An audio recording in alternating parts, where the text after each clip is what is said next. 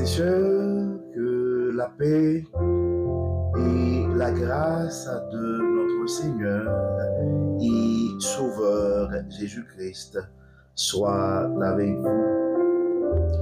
Ici est WH Redemption Ministries pour notre méditation du dimanche 16 février 2025. Toujours dans la mission de vous accompagner journée après journée, réveil après réveil, matinée après matinée, semaine après semaine, sur le chemin du royaume de Dieu. Car l'essentiel, frères et sœurs, est dans le royaume de Dieu.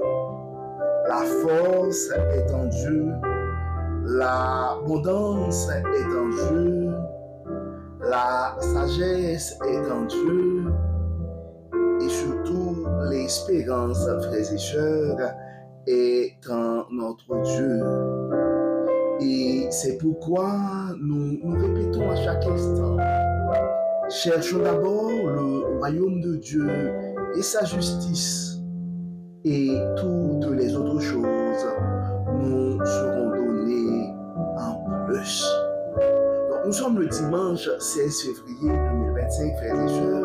Donc, nous allons continuer. C'est le troisième dimanche du mois de février. Donc, nous allons continuer à notre série sur les paraboles du pardon dans la Bible. Donc, les leçons de miséricorde.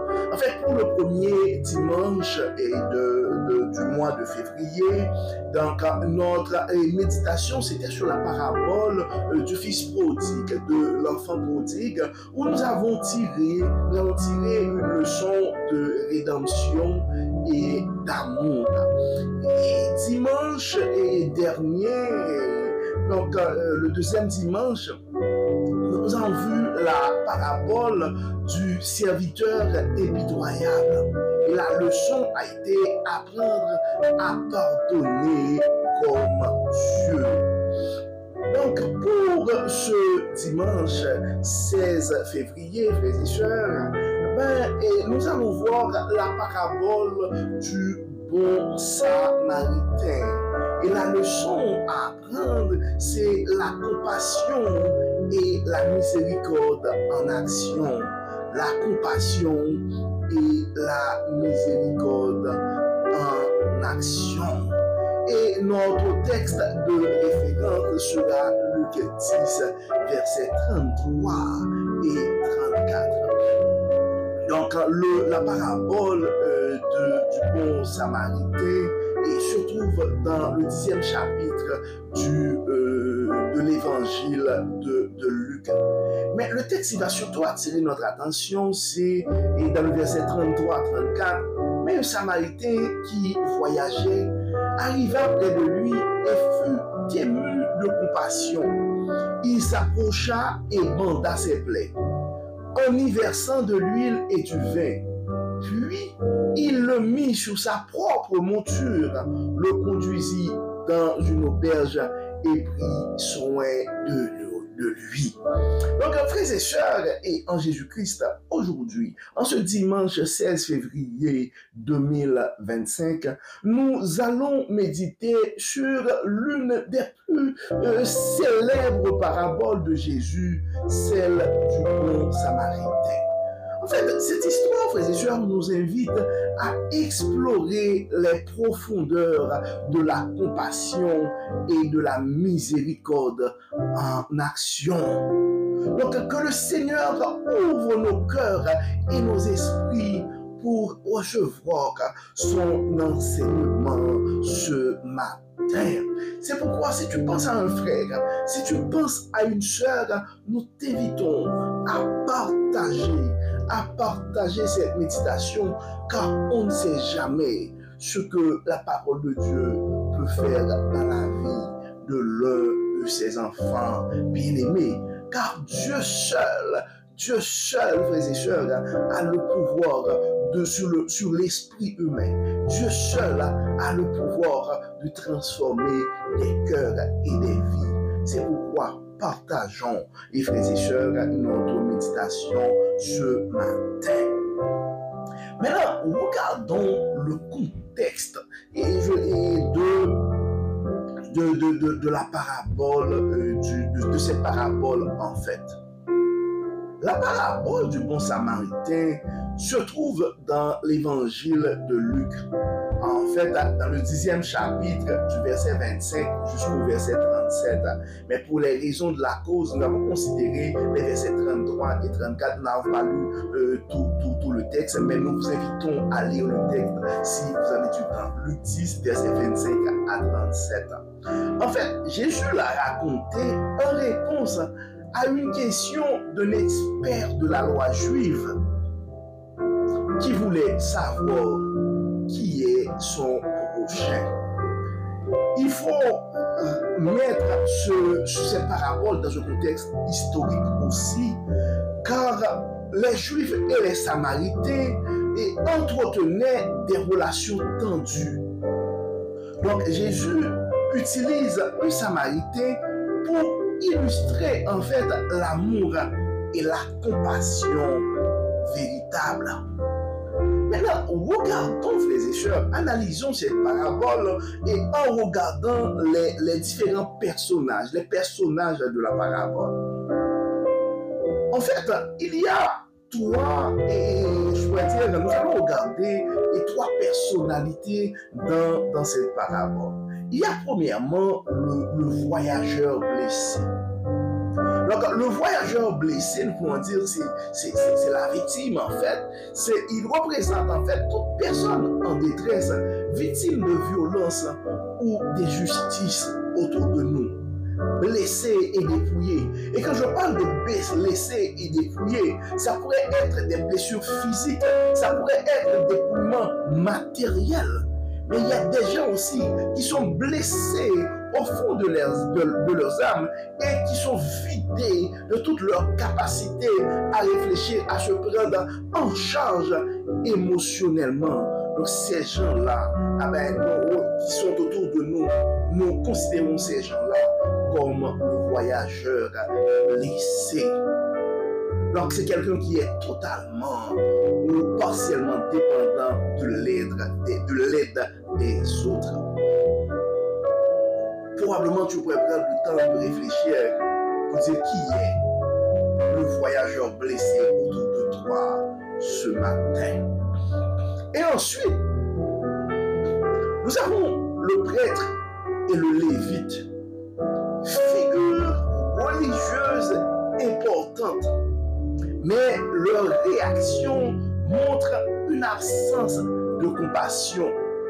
Ils passent à côté de l'homme blessé sans lui venir en aide, probablement pour éviter de se rendre impur. Donc nous devons probablement nous poser ces questions comme chrétiens, que nous qui sommes probablement des figures religieuses, même des figures religieuses importantes, mais combien de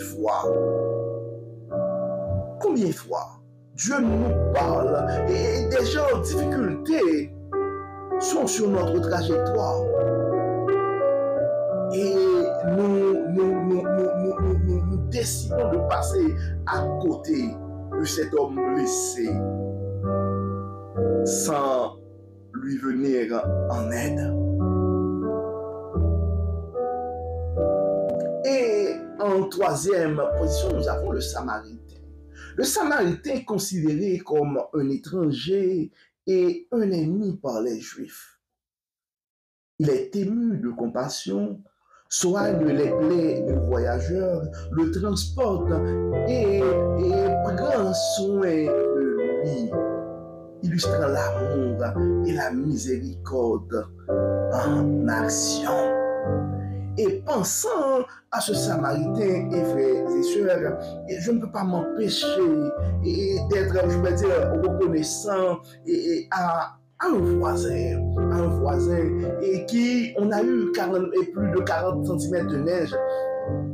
Puis, c'est vrai que nous avons, enfin, on paie l'abonnement pour le déneigement, mais on ne pouvait même pas sortir les autos pour que la compagnie puisse venir déneiger.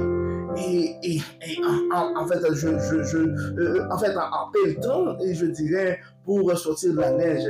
Puis lui, il sortait de chez lui avec sa souffleuse et pour nous aider. Et probablement, c'est pas quelqu'un c'est pas un chrétien. C'est pas l'un de mes meilleurs amis du quartier.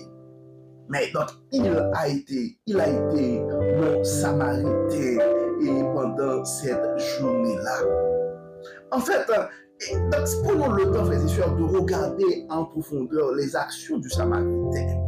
Donc, les actions du samaritain sont détaillées, en fait, et montrent un engagement désintéressé dans la parabole. Ému de compassion, la parole nous dit. Donc, il est sensible à la souffrance des autres. Sensible à la souffrance des autres. C'est l'action du samaritain. Le samaritain est sensible à la souffrance des autres. Soin immédiat. Il utilise l'huile et le vin pour désinfecter et apaiser les plaies. Donc, il y a des situations, frères et sœurs, qui ont besoin d'une intervention immédiate.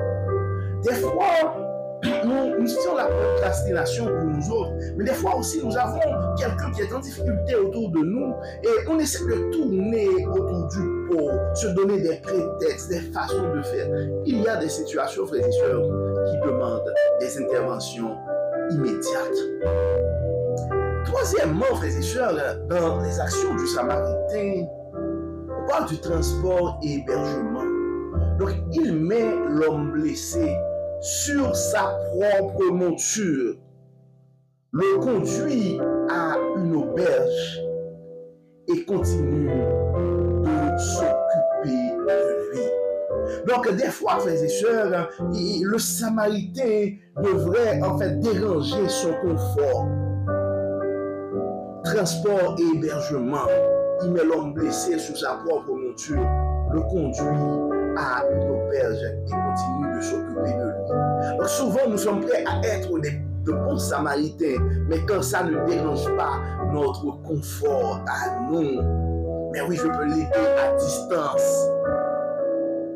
Parce que nous ne voulons pas mettre en péril et notre confort. Ça ne veut pas dire dans tous les cas, on devrait prendre des gens dans notre sein parce qu'il y a effectivement une certaine précaution, une certaine gestion de risque à faire. Mais des fois, Dieu nous parle, il faut prendre le risque aussi de transporter et d'héberger un étranger. Et le quatrième action du samaritain, frères et sœurs, c'est la prise en charge des coûts. Il paie pour le séjour de l'homme blessé et promet de couvrir toutes dépenses supplémentaires. En fait, il y a des situations, frères et sœurs, où nous devons prier. Il y a des situations où nous devons donner des conseils. Mais il y a des situations aussi où nous devons débourser. Il faut sortir le chèque. Il faut faire le transfert. En fait, c'est quoi la signification spirituelle et morale? Quelles sont les leçons que nous pouvons tirer dans cette parabole? Premièrement, et je pense que c'était vraiment l'objectif de Jésus-Christ et par rapport à cette question du docteur de la loi, de cet expert de la loi. Donc c'était pour nous aider à identifier le prochain, l'identité du prochain. Donc Jésus redéfinit en fait la notion du prochain par l'acte de compassion, indépendamment des liens et des barrières culturelles ou religieuses. Donc le prochain, ce n'est pas uniquement la personne qui nous ressemble. Le prochain, ce n'est pas juste la personne qui est à côté de nous. Le prochain, ce n'est pas la personne qui nous supporte uniquement.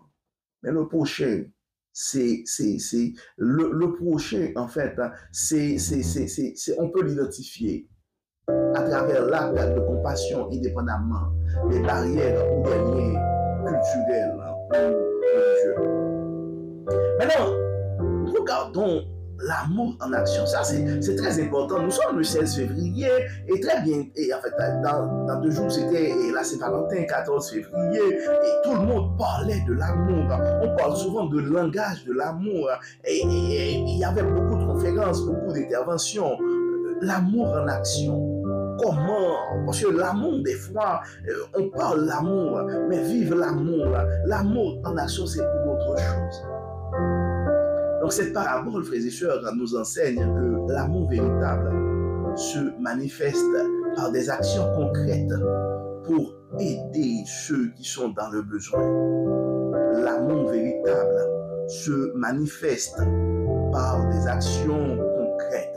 Donc si tu témoignes ton amour pour quelqu'un, pour un frère, pour une sœur, pour un voisin, pour un membre de la famille, pour quelqu'un autour de toi, tu dois te poser cette question. À quel niveau ton amour est en action ce matin? Et le troisième point, c'est la critique des religieux. En fait, on s'entend que cette parabole critique en fait l'attitude des religieux qui, malgré leur rôle sacré, ne mettent pas en pratique l'amour et la compassion. En fait, c'est une parabole dans le temps de Jésus-Christ. Mais pendant que Jésus-Christ était sur la terre, on s'entend que il y a place à l'amélioration et même présentement l'attitude des religieux. On voit généralement combien de nos religieux sont prêts vraiment à supporter, à aider, à agir avec amour et compassion. Donc, en fait, frères et sœurs, si nous aimerions regarder l'application pratique de cette parabole, nous pouvons dire que être un bon samaritain signifie agir avec compassion et miséricorde envers tous, indépendamment de leur origine ou de leur situation. Malheureusement, des fois, nous faisons les choses différemment. Et nous allons intervenir et manifester notre bonne foi et aider quelqu'un. Mais c'est avant, en identifiant cette personne-là par rapport à son origine ou sa situation.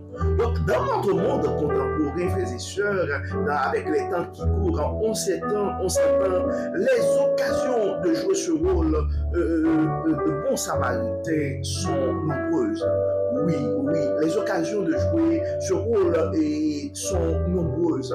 Et si on regarde le volume des réfugiés à travers le monde, des gens qui ont dû abandonner leur pays, abandonner leur maison, et avec tout, pour se réfugier dans une autre ville, dans un autre pays, oui, il y a beaucoup d'occasions, beaucoup d'opportunités pour nous autres de jouer ce rôle de bon samaritain. Si nous prenons le temps d'analyser les statistiques sur la santé mentale, ben oui, il y a beaucoup de gens autour de nous qui ont besoin de notre assistance, qui ont besoin de notre compassion, qui ont besoin de notre patience. Donc il fait très froid, de tout le monde tous. Donc nous prions que Dieu puisse nous aider. Excusez-moi, frères et sœurs, je n'arrive pas à tousser. Bon. Maintenant, frères et sœurs, et donc on voit, comme on disait tantôt, autour de nous. Et si on regarde autour de nous, il y a beaucoup d'occasions pour manifester et pour jouer ce rôle-là, pour jouer ce rôle de bon et samaritain. Maintenant, et comme nous le faisons habituellement, et si jamais il y a un frère, si jamais il y a une sœur qui aimerait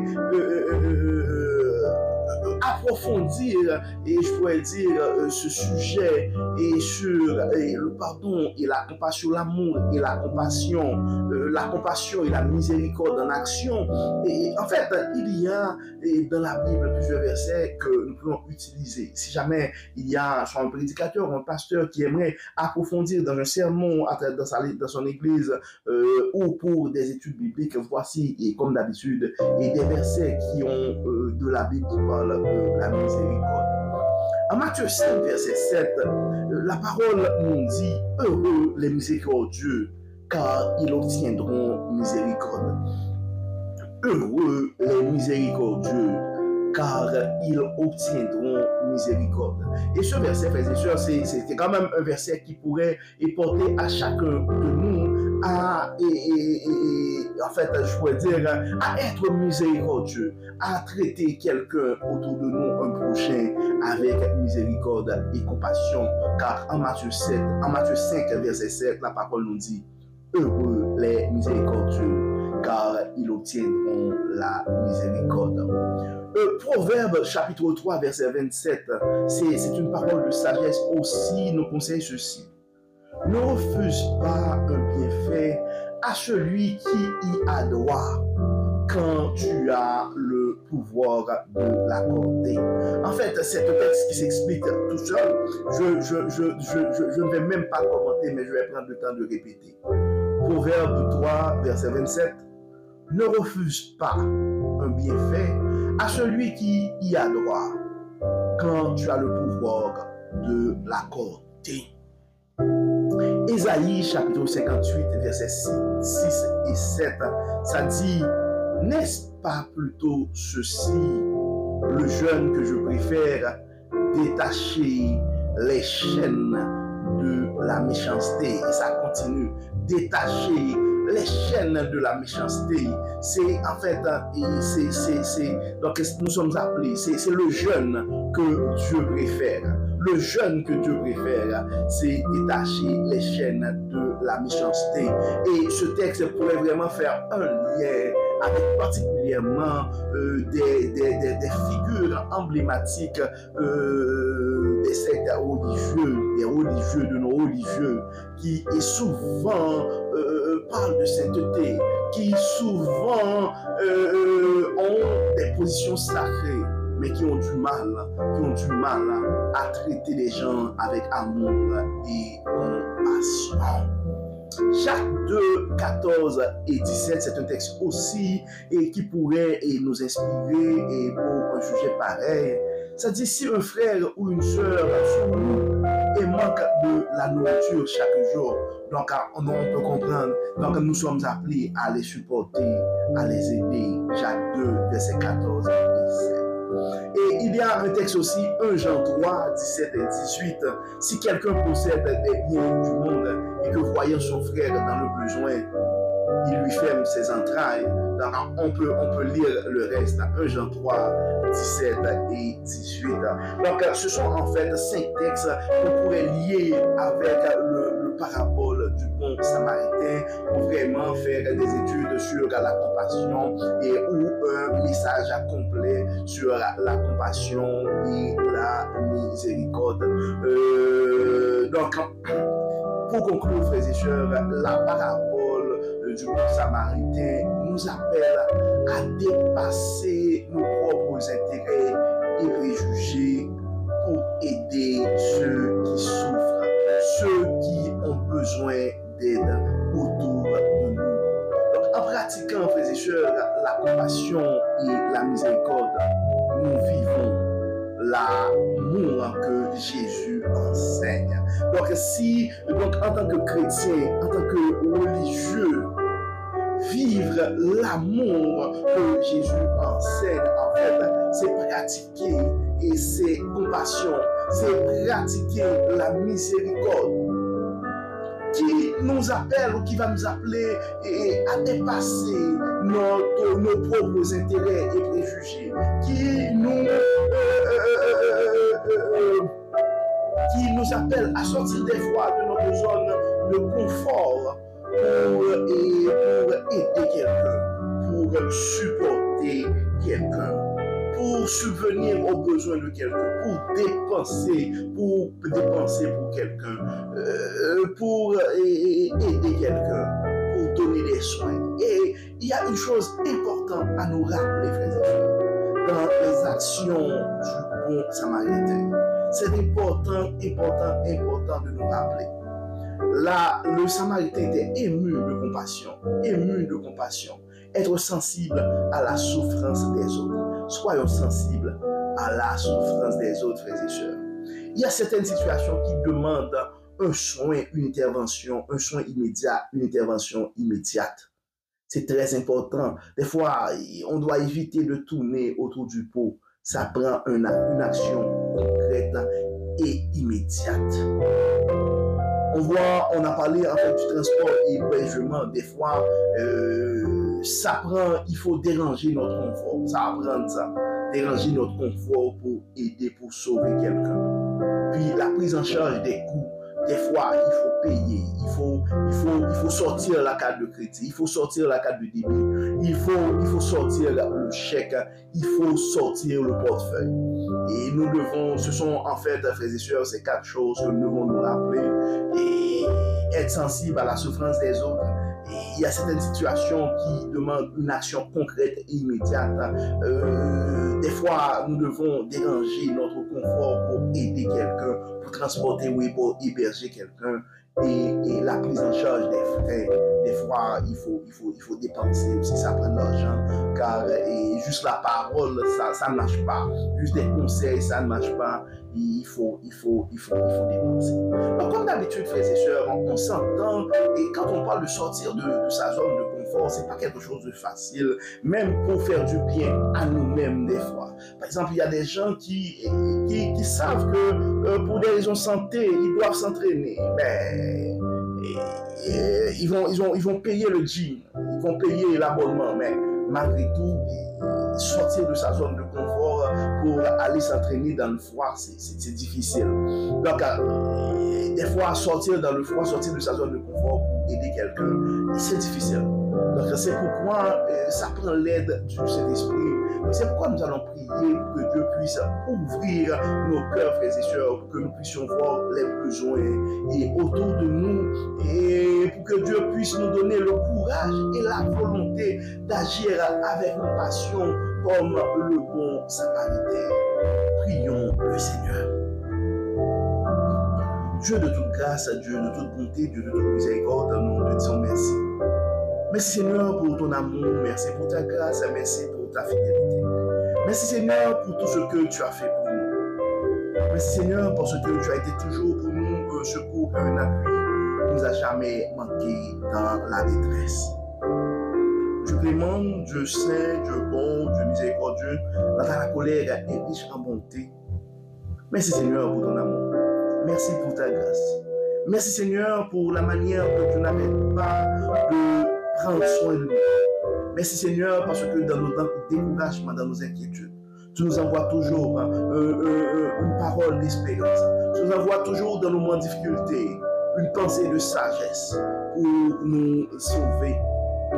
Dieu clément, aide-nous, donne-nous la sagesse nécessaire afin que nous puissions identifier les prochains, nos prochains, les gens qui ont besoin, les besoins autour de nous. Aide-nous, Dieu clément, à identifier les voyageurs blessés physiquement et émotionnellement autour de nous. Aide-nous à identifier les voyageurs blessés émotionnellement, sentimentalement, les voyageurs blessés financièrement aussi. Aide-nous à avoir de la compassion, de la miséricorde pour les frères et sœurs qui sont malades physiquement autour de nous. Aide-nous, Dieu clément, à avoir de la compassion et de traiter avec miséricorde les frères et sœurs qui ont des blessures émotionnelles autour de nous. C'est pourquoi nous te prions, Dieu clément. Je les connais par leur nom.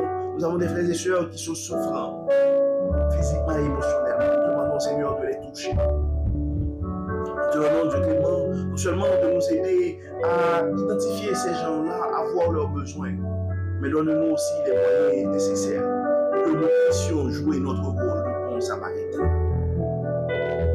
Viens dans nos vies, Dieu clément, enlève tout esprit, toute pensée de suffisance, de confort qui pourrait nous porter, toute forme de préjugés qui pourrait nous porter à ne pas courir au secours d'un frère ou d'une sœur.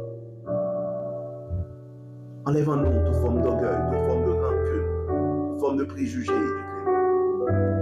Aide-nous à être de bons samaritains en tout temps. Amen, que ton Saint-Esprit puisse nous aider, que cet esprit puisse nous inspirer.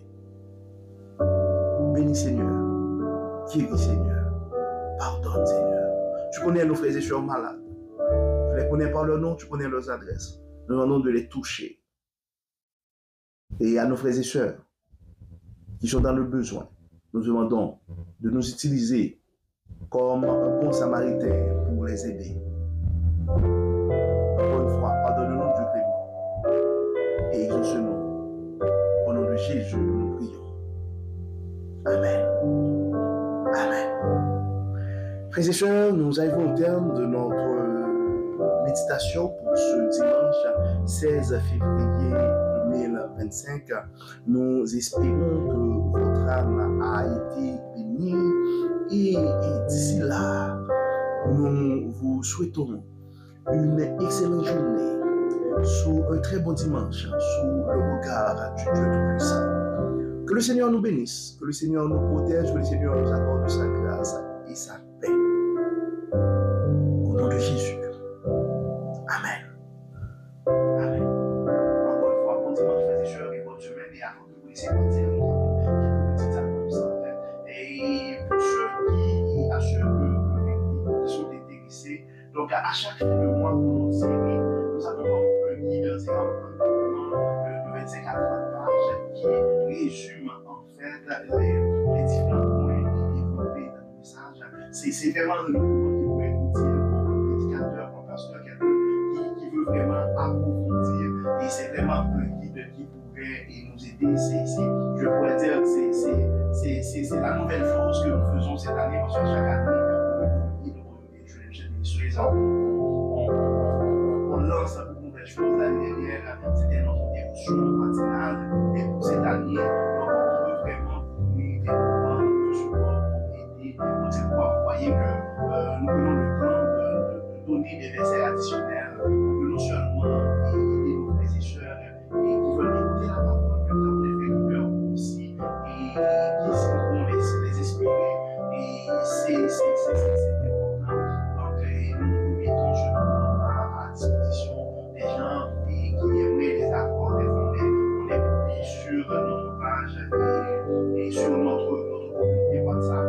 Et des fois, on fait des formations aussi, des webinaires sur le développement personnel à travers le centre de développement personnel du Québec. Pendant le webinaire, le 6 mars, ça va être un jeudi à 8h PM, heure de Montréal. Nous allons faire un format webinaire et de 8h à 9h et sur le triangle dramatique, comment protéger son âme. C'est un concept assez intéressant qui peut nous aider dans des relations, je pourrais dire, un peu compliquées, dans des environnements un peu toxiques, je dirais, et un peu difficile, je vais dire difficile au lieu de certaines toxiques, et pourrait nous aider à mieux sortir de certaines conversations et assez difficiles. Je pourrais continuer et probablement sur la page Facebook et déjà et faire des annonces, ça va être le 6 mars. Et donc, si vous êtes intéressé aussi, et sur la rive sud et à Montréal, dans le quartier d'Islam, j'ai souvent le dimanche, parce que ça va être le dimanche 2 mars, effectivement, à côté de nous allons avoir un brunch aussi. Donc, si vous êtes sur